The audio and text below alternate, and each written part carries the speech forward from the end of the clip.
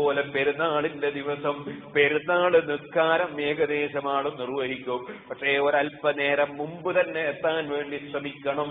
പെരുന്നാൾ നിസ്കരിച്ചിട്ട് ഒരു റക്അത്ത് കിട്ടുന്ന രൂപത്തിലല്ല നമ്മൾ എത്തേണ്ടത്. കുറച്ച് നേരത്തെ തന്നെ എത്താൻ വേണ്ടി ശ്രമിക്കണം.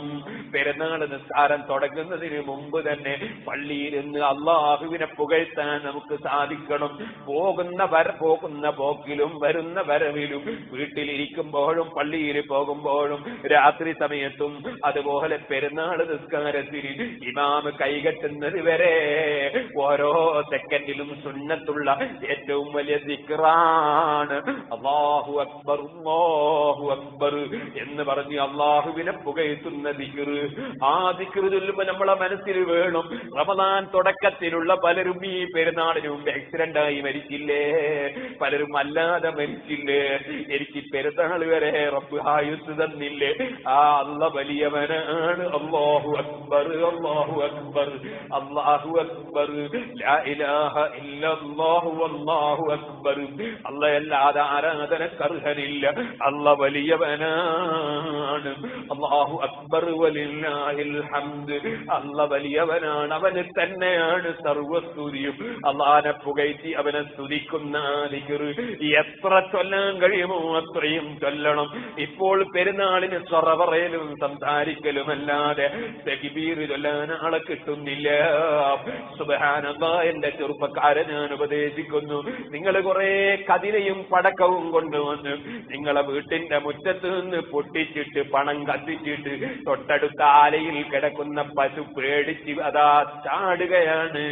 തൊട്ടടുത്ത വീട്ടിൽ അതാ ഉമ്മമാര് വളരെ വിഷമിച്ച് ഇതാ പെരുന്നാളിനും നോമ്പ് തുറക്കാനും മറ്റു പലതിനും വേണ്ടി വാങ്ങിയ വസ്തുക്കൾ പാകം ചെയ്യേണ്ട ബേജാറിലാണ്.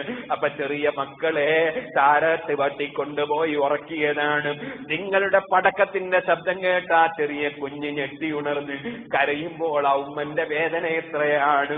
അതുപോലെ ഈ പാവപ്പെട്ട പശുക്കള് നിങ്ങളെ ഈ ശബ്ദം കേട്ടിട്ട് അതാ ആലയിൽ നിന്ന് തുള്ളുകയാണ്. നിങ്ങൾ അങ്ങാടിയിൽ വെച്ച് പടക്കം പൊട്ടിച്ചിട്ട് വണ്ടി ഓടിക്കുന്നവന്റെ മുമ്പിൽ പുകപടലങ്ങൾ സൃഷ്ടിക്കുകയാണ്. ഇത് സുന്നത്തുള്ള കാര്യമല്ല, കൽപ്പിച്ച കാര്യമല്ല. അതിന്റെ പേരിൽ വർഗീയത ഉണ്ടാവുകയാണ്, അതിന്റെ പേരിൽ അങ്ങാടിയിൽ തല്ലുണ്ടാവുകയാണ്, അതിന്റെ പേരിൽ പലപ്പോഴും പോലീസ് ഉദ്യോഗസ്ഥന്മാര് ബുദ്ധിമുട്ടുകയാണ്. ഈ സമുദായത്തിന് ആരാണ് ഇത് പഠിപ്പിച്ചു തന്നത്? ഞാൻ ചോദിക്കട്ടെ, പെരുന്നാൾ നിസ്കാരത്തിന് കൃത്യമായി ഒതുവെടുത്ത് കുളിച്ച് നല്ല വസ്ത്രം ധരിച്ച് തക്ബീറോടെ വരാൻ തയ്യാറുണ്ടോ ചെറുപ്പക്കാരെ? നിങ്ങൾ അല്ലാഹുവിന്റെ വീട്ടിലേക്ക് കാരുണ്യത്തിന് പോകുന്നവരാണ്. അതുകൊണ്ട് തന്നെ തക്ബീറിലാണ് നിങ്ങൾ സമയം കാണേണ്ടത്, ഇത്തികാഫിലാണ് സമയം കാണേണ്ടത്. പെരുന്നാളിന് നിങ്ങൾ നല്ല ഭക്ഷണം ഉണ്ടാക്കി കഴിച്ചോ, നല്ല മുന്തിയ വസ്ത്രം നിങ്ങളോട് അനുയോജ്യമായത് ധരിച്ചോ. പക്ഷേ നെരിയാണിയുടെ ചോടത്താഴ്ത്തി ഉടുത്തിട്ട് റബ്ബിന്റെ കോപം വാങ്ങണ്ട. നിങ്ങൾക്ക് അല്ലാഹു ഹലാലാക്കിയതൊക്കെ കഴിച്ചോ, പക്ഷേ അല്ലാഹു തആല തന്ന കണ്ണുകൊണ്ട് ഹറാം നോക്കാൻ പോകണ്ട. അല്ലാഹു തന്ന കാതുകൊണ്ട് ഹറാം കേൾക്കാൻ പോകണ്ട. റബ്ബ് തന്ന വയറ്റിലേക്ക് ഹറാം കുടിക്കാൻ പോകണ്ട. എത്ര ഹലാലായത് തന്നവനാണ് അല്ലാഹ്. പടച്ച റബ്ബേ, കഴിഞ്ഞ റമദാനിൽ ഒരു രോഗവുമില്ലാത്ത ചെറുപ്പക്കാരൻ, ഈ റമദാനിൽ എന്റെ സ്നേഹിതൻ, ഞാനുമായി വളരെ ബന്ധമുള്ളവൻ, ഈ റമദാനിൽ ഓപ്പറേഷൻ ചെയ്ത് ആശുപത്രിയിലാണ്. ചിലർ ഇന്നലെ ഓപ്പറേഷന് പോയവരാണ്, ഇന്ന് ഓപ്പറേഷന് പോകുന്നവരാണ്. പടച്ച റബ്ബേ, മുഴുവൻ രോഗികളെ രോഗങ്ങളും നീ സുഖപ്പെടുത്തണേ അല്ലാഹ്. ഓർമ്മിക്കണേ ചെറുപ്പക്കാരാ, പെരുന്നാളിന്റെ ദിവസം ഒരുപക്ഷെ റബ്ബിന്റെ കൽപ്പനയ്ക്ക് വിധേയമാകാതെ നിജ്സും മിൻ അമലി ശൈത്താൻ എന്ന് അല്ലാഹ് പറഞ്ഞ നജസ്, ആ കടുത്ത നജസങ്ങയെ കള്ള് കുടിക്കാൻ, ബ്രാൻഡി കുടിക്കാൻ, വിസ്കി കുടിക്കാൻ, നീ കള്ള് കുടിക്കാൻ പോയാൽ അടുത്ത റമദാനിന് നിന്റെ വയറ്റിനോ തൊണ്ടക്കോ നിന്റെ നെഞ്ഞിനോ കരളിനോ പടച്ചറപ്പ് ഒരു ക്യാൻസർ തന്നാൽ തടുക്കാൻ നിന്നെ കൊണ്ട് കഴിയുമോ? നിന്റെ കുടുംബത്തിന് കഴിയുമോ? നിന്നെ കള്ള് കുടിക്കാൻ കൂട്ടിക്കൊണ്ടു പോകുന്ന നിന്റെ യുവാക്കൾക്ക് കഴിയുമോ?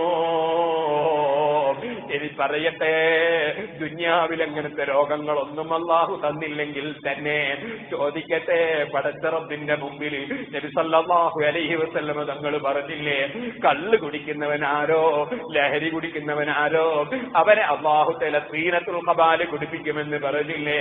ആ സീനത്തുൽ ഖബാൽ എന്താണെന്ന് ചോദിച്ചപ്പോ അറഖു അഹ്ലിന്നാർ ഔ സാറത്തു അഹ്ലിന്നാർ, നരകക്കാരുടെ ശരീരത്തിൽ നിന്ന് ഒലിക്കുന്ന ചലമാണത്, നീരാണതെന്ന് നബി സല്ലല്ലാഹു അലൈഹി വസല്ലം പറഞ്ഞില്ലേ?